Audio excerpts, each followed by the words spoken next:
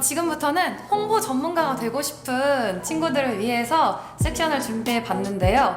어떠한 방법으로 홍보의 길을 걷게 될 수 있는지 좀 설명해 주시면 감사하겠습니다. 제가 듣기로는 막 인하우스, 홍보 대행사 굉장히 이게 종류도 있다고 알고 있는데 구분을 해주시면서 각 장단점까지 말씀해 주시면 좋을 것 같아요. 이제 크게 홍보에는 그 기업체가 홍보팀이라고 하는 거를 저희는 흔히 인하우스라고 부르고, 같이 이제 협력체를 통해서 일을 하는 것을 대행사 이렇게 생각해 주시면 돼서 크게 인하우스 홍보대행사라고 생각을 해주시면 되는데, 인하우스 홍보팀 같은 경우에는 1년 아니면 뭐 한 쿼터별로 해서 이 홍보에 큰 틀을 짠다고 생각하시면 됩니다. 그래서 큰 틀을 짜고 그 큰 틀 안에서 그 큰 틀의 홍보를 자잘자잘 이뤄나가는 것이 홍보 대행사, 이렇게 생각하시면 됩니다. 우리 투수님도 나중에 인하우스로 입사하고 싶으신 건지 궁금해요.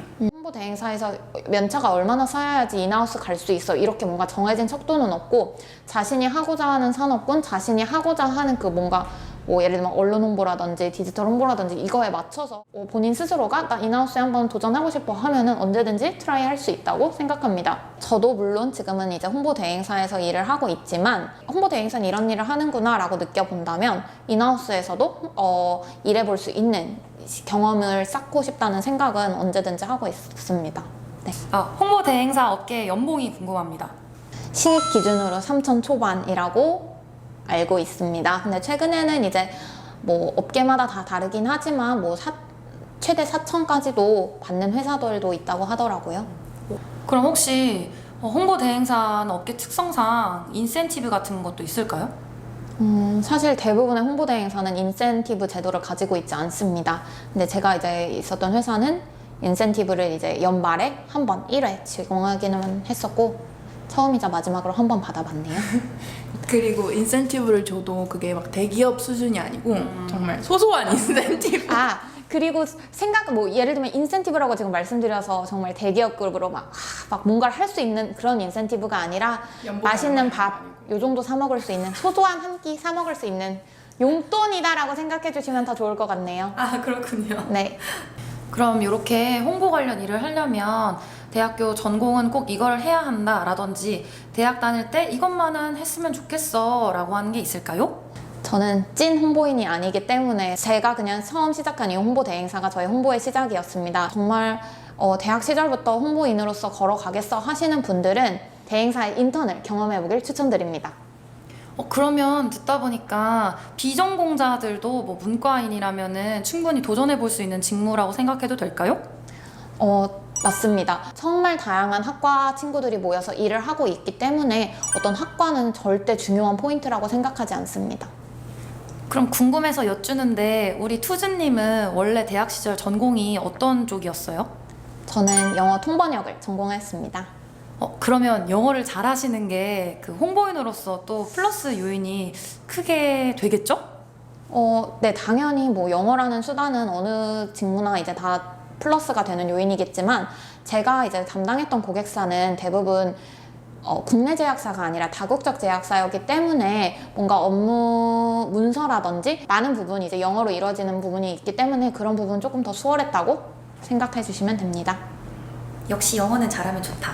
네.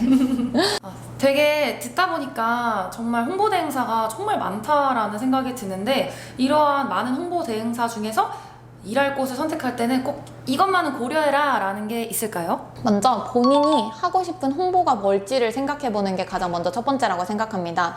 홍보에는 뭐 쉽게는 뭐 저희가 매체를 다루는 뭐 언론 홍보, 디지털 홍보 이렇게 크게 생각해 보실 수 있는데, 본인이 하고 싶은 홍보의 색깔이 어떤 건지를 생각해 보는 게 먼저 첫 번째고, 두 번째는 나 어떤 제품, 어떤 산업군 홍보해 보고 싶어 라는 것을 먼저 선택해 두면은 조금 더 구체적으로 회사를 선택하는 데 쉽지 않을까 생각합니다. 뭐 예를 들면 제가 이제 몸담고 있었던 회사는 헬스케어 전문 홍보대행사이기 때문에 그만큼 거기에서 특화된 뭔가 장점을 제가 빠르게 흡수할 수 있었고, 대부분 이제 종합대행사로 이루어지고 있는데, 이 종합대행사들 중에서도 이 회사는 조금 이 패션에 조금 특화되어 있더라, 이런 행사들도 많기 때문에 본인이 하고 싶은 산업군이 어떤 건지를 파악하고 회사에 지원하는 것도 하나의 팁이 될 수 있겠습니다. 그러면 홍보 대행사 면접 보는 팁이 있다면? 본인이 생각하는 홍보란 무엇인지 생각해보고 가기를 추천드립니다. 홍보인이기 때문에 본인이 생각하는 홍보, 또 본인이 꿈꿔나가고 싶은 홍보에 대해서 많이 궁금해 하실 것 같고, 저도 이 대행사 면접을 볼 때 그 똑같은 질문을 받았었습니다. 소비자층에게 무언가를 알리기 위해서 하는 그라운드 워크, 그러니까 땅을 단단하게 하는 일이라고 말씀을 드렸는데, 사실 어떤 일이든 베이스가 정말 단단하지 않으면 그것은 빨리 무너져 버릴 수밖에 없기 때문에, 그만큼 PR은 모든 어떤 제품 하나를 위해서 먼저 기초가 되는 작업이자 중요한 포인트지 않을까? 아까 초반에 투즈님이 1년 반 정도 꽤 긴 취준 생활을 하다가 결국에 이렇게 홍보 일을 선택했다고 하셨는데, 힘든 이런 취준 기간을 버틸 수 있는 팁이 있다면? 네, 저는 한 약 1년 반 동안 정말 긴 터널 같은 취준 생활을 했습니다. 취준을 하면서 지금 돌이켜 생각해보면 본인에 대한 확신이 가장 중요했다고 생각합니다. 뭐 어떤 결과를 받아들였을 때 그 결과에 따라서 저희가 뭔가 일희일비하기보다는 조금 앞서서 내다보고 그것이 전부가 아니었다, 이렇게 조금 더 넓게 바라봤으면 조금은 다른 취준 생활을 하지 않았을까? 본인의 감정이 너무 이제 요동치는 순간들이 굉장히 많을 거라고 모든 취준생들한테는 생각이 드는데, 그런 본인의 감정을 너무 한없이 다운시키기보다는 그 감정을 컨트롤할 수 있는 정말 그 내면의 힘을 기르는 것이 또 취준에서 필요한 뭔가 하나의 능력치라고 생각합니다. 어떻게 기르나요? 사실 이 능력치는 지금 저도 가지고 있지 않고, 일을 할 때도 저도 굉장히 감정이 요동치기 때문에 이런 단단함을 기르는 것이 뭔가 저희가 진짜 찐 어른이 되어가는 어떤 과정 속의 하나지 않을까요? 홍보대 행사는 신입과 인턴이 굉장히 자주 들어온다고 들었는데, 사회생활을 정말 갓 시작한 친구들을 위한 이들에게 해주고 싶은 소소한 조언이 있다면? 이제 제가 1년 반 있으면서도 정말 많은 신입들, 인턴들과 함께 경험을 하였습니다. 그럴 때마다 제가 항상 그 친구들에게 부탁을 하고 싶었던 거는 이 업무하면서 뭐가 어려워요? 뭐가 좀 안 돼요? 라고 제가 먼저 물어보기보다는 그 친구들이 먼저 물어봐 줬을 때, 이 친구 이 포인트 조금 어려워하는구나, 이 친구가 이 포인트를 어려워하니까 이것도 어렵겠구나, 제가 생각을 하고 더 많이 알려줄 수 있기 때문에 모르면 당당하게 질문해라. 그리고 질문할 수 있는 시기가 그렇게 길지 않다. 모를 때 그러니까 많이 질문해라 라고 말씀드리고 싶습니다. 이건 진짜 홍보인 뿐만이 아니라 회사에서 근무하시면 꼭 갖춰야 되는 자세인 것 같아요. 근데 이제 혼자서 고민한 흔적은 좀 보이되? 맞아. 그쵸? 맞습니다. 이게 중요한 포인트 아닌가요? 네, 핑크는 안 됩니다. 아니면은 뭘 물어볼 때 저기 제가 이렇게까지는 생각을 해봤는데 이 이상은 좀 안 되는 것 같다, 이런 식으로 네. 고민한 지점을 진짜 제이가 말씀해 주신 네, 대로 맞아요. 가져오는 게 중요한 네. 것 같아요. 진짜 새싹들을 위해서 한마디 응원의 메시지 하고 마무리 해볼게요. 이 사회 청춘들에게 모두 외치고 싶네요. Forever young.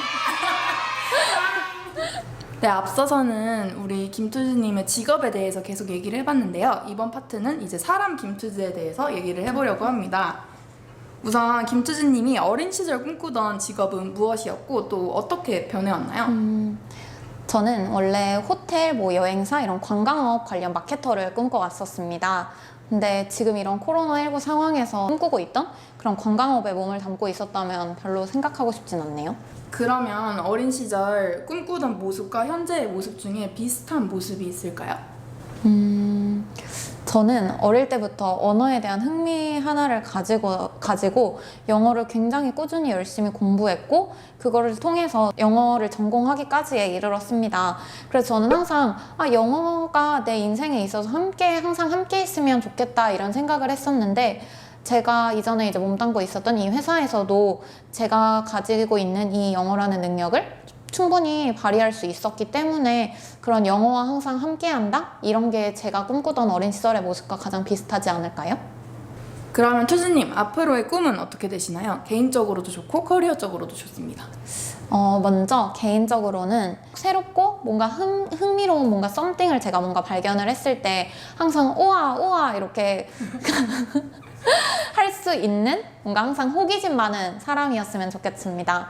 그리고 두 번째는 저는 스스로 제가 빛을 낼 수 있는 뭔가 단단한 힘을 가지고 싶다는 생각을 요즘 들어서 굉장히 많이 하고 있습니다. 제가 스스로 내면에서 빛을 발휘하고, 그리고 그 빛이 제 주변 사람들에게도 온전히 다가가서 저뿐만 아니라 제 주변인들까지 모두 이렇게 밝고 좀 행복했으면 좋겠다. 또 일적으로는 저는 제가 속한 어떤 그룹에서 제가 할 수 있는 그 능력치를 가지고 그 김주경이라는 가치를 증명해 보일 수 있는 사람이고 싶습니다. 김주경이랑 일하면 조금 이 프로젝트 재밌었네? 어렵지 않았어? 라는 사람으로 평가받고 싶은 게 저의 뭔가 업무적인 얼티메이트 골이라고 말씀드리고 싶습니다. 그렇다면 오늘의 나에게 해주고 싶은 말이 있다면? 저 27년 동안 항상 치열하게 고민하고 그 치열하게 고민한 거를 항상 실행하기 위해 노력을 해왔습니다. 근데 요즘 들어서 생각을 하는 게 제가 너무 항상 치열하고 너무 경직되게 생각을 하다 보니까 조금 그런 게 오히려 저를 틀 안에 갇히게 만드나? 라는 생각을 굉장히 많이 하게 만들어서 그냥 조금은 가볍게 그리고 그냥 술술 해결할 수 있는 사람이고 싶다. 그래서 그냥 뭔가 파도가 쳐도 그 파도에 맞춰서 나는 빈배 같은 사람이라서 이 파도를 함께 타는 사람이고 싶다 라고 저에게 오늘의 나에게 그리고 내일의 나에게 말해주고 싶습니다. 뽀영다 화이팅! 감사합니다. 봐봐. 어때? 잘했나 모르겠다. 좀 노잼인 것 같아. 아니야. 우린 재미로 승부하는 채널 아, 아니고 그래? 전문성 오케이. 전문. 어땠어?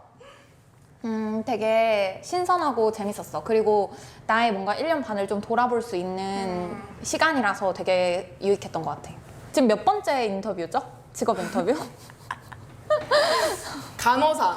6번째야 이게. 지금 6번째까지 하셨는데 어떠신지 직업 인터뷰 이렇게 듣고 있는 거. 인터뷰. 진짜 100번 말하는데 너무 재밌어. 그죠? 들을 때마다 이런 직업군에 이런 이야기가 있다니 단순하게 회사 다니는 게 아니라 맞아. 또 이 직업만의 전문적인 얘기가 있으니까 그게 너무 색다른 것 같아요. 그래도 이제 어쨌든 제가 1년 반이라는 경력을 가지고 이직을 하는 거고 같은 업무를 하러 가는 건데 얘 1년 반이나 했다는데 왜 이거밖에 안 되지? 기대치 못 네, 미칠까 조금 봐. 기대치가 있을 것 같다는 생각이 들고 쟤 저기서 저만큼 하고 왔다는데 왜 쟤는 저거 모르지? 뭐 이렇게 들을까봐 제가 또 그런 또 고민이 좀 생기더라고요. 이직을 앞두고 나니까. 근데 아니래요. 저도 그런 거에 대해서 생각해 봤었는데 더 윗사람 입장에서 보면은 2년 차든 신입이든 별로 그렇게 큰 기대 안 한다. 그냥 뭐 좀 단어 몇 개 더 알겠지. 뭐 더 몇 개 자료 몇 개 더 써봤겠지. 이 정도지. 뭐 그렇게 막. 회사 생활 70%만 열심히 하고 30%는 나를 위해 에너지를 써라. 맞아, 그걸 에너지 분리하는 게 진짜 중요한 것 같은데 그게 안 될 때 번아웃이 오는 것 같아. 그쵸. 맞아. 맞아. 그러니까 너무 일에 내 자신이 다 내 에너지가 다 소진돼 버리고 진짜 내가 내 시간을 가지려고 했는데 약간 이렇게 뿅 나가버리는. 그래서 일하면서도 계속 자기에 대해서 스스로 계속 오버랩하고 뭔가 그런 게 필요한 것 같아요. 자기를 정리하고 이런 거. 스스로 정리하고 이런 거. 저는 아까 번아웃 얘기 나왔을 때 번아웃 올 때마다 퇴사할 수는 없잖아요. 솔직히 현실적으로는. 그래서 진짜 극복할 방법이 필요하긴 한데 제일 필요한 거는 우선 회사의 일을 자기의 삶에 가져오지 않는 거예요. 약간 6시 퇴근하고 나면은 6시든 8시든 10시든 퇴근하고 나면은 묻어두고 이제 내일 일은 내일 생각해야 되는데 이제 집에 오는 길에 그 마무리 못한 거 어떻게 해야 되지 이렇게 생각하는 순간 이제 막 쌓이면서 번아웃 오고 맞아요, 슬럼프 맞아요. 오고 이러는 거고. 제가 그래요. 그죠? 그거 진짜 제일 안 좋아요. 맞아. 아침에 샤워하면서 자꾸 업무 생각, 오늘 뭐 이렇게 그거를 해야 돼? 안 하셔야 돼요. 근데 맞아. 저는 그건 진짜 잘 안 하거든요. 이게 근데 그러니까 성격적인 것도 있는 그죠? 것 같아. 그리고 극복 방법은 저는 운동. 그러니까 운동을 막 빡세게 운동하라 이게 아니라 뭐 운동 종목을 바꿔보거나 그런 게 진짜 좋은 것 같아요. 발레 하세요, 여러분? 전 요즘 필라테스에 빠져있답니다. 우리 두 분이 홍보 일을 하고 계시지만 어떤 결과물이 그러면 막 눈에 띈 성과가 없는 건가요? 아웃풋적으로? 성과는 뭐 언론 홍보 성과는 커버리지 개수로 보고 그거를 나중에 애드밸류 같은 걸로 환산을 할 수가 있어요. 그런 걸로 보고 그런 수치로. 아니면 저는 IMC도 같이 하기 때문에 그런 쪽은 디지털이다 보니까 수치가 나오죠. 근데 매출하고 직접적으로 연관 짓지는 않는 맞아. 거죠. 네, 그래서 그리고 PR이 어렵지. 맞아. 그리고 홍보대에서 저는 또 좀 단점이라고 생각하는 게 내부 데이터를 사실 그렇게 엄청나게 공개해주지 않잖아요. 맞아요. 오히려 막 진짜 필요한 내부 데이터는 뭐 좀 내부적으로 논의가 필요하다 이러면서 안 보여줄 때가 오히려 있잖아요. 맞아요. 자료 달라고 하면은 진짜 안 줘요. 그러니까 이것도 그 막 끝없는 기다림인데 저희는 뭐 예를 들면 언제가 뭐 금요일까지 이걸 써야 되는데 막 자료 막 목요일까지 안 주고 금요일까지 안 주는 거예요. 맞아. 그럼 저희는 막 스트레스 진짜 많겠다. 진짜 다시 한번 끝없는 기다림. 네, 이런 거에서도 있죠. 컨펌뿐만 아니라 자료를 전달 주셔야 될 때 자료를 제때 전달해주지 않을 때도. 저희 회사는 투지처럼 야근이 많지는 않고 저희는 약간 짜잘하게 근무 더하는 게 많아요. 뭐 예를 들어서 1시간씩 뭐 40분씩, 1시간 10분씩 이런 식으로 일주일에 많으면 2번 이 정도로 하고 그리고 저도 아침에 일찍 가요. 만약에 업무가 좀 많을 것 같다. 오늘 하루 6시에 퇴근 못 할 것 같다. 이러면 8시에 가서 그래서 뭐 1시간씩 일 더 하는 게 제 생각엔 한 달에 한 5번? 그래. 5번 정도? 근데 수진님 왜 이렇게 많이 하시는 거예요? 왜 이렇게 근데 이것도 늦게 제가 하시는 거예요? 비딩 처리일 때 이 정도 하고 저도 맞아. 아니면 이렇게 1시간, 2시간씩 더 하는 거예요. 비딩 근데 처리일 때는 11시에 퇴근 뭐 일주일에 3번 이런 식으로. 사실 데이미아랑 많이 얘기를 했지만 정확하게 무슨 일을 하는지 몰랐는데 오늘에서야 제가 이해를 했어요. 아하, 그러니까 맨날 마케팅 한다고 마케팅이 뭐지? 그냥 그런 거 아닌가? 이랬는데 오늘 진짜 이해가 됐어요. 수진님의 인터뷰를 듣고 네. 감사합니다. 네. Welcome to PR World.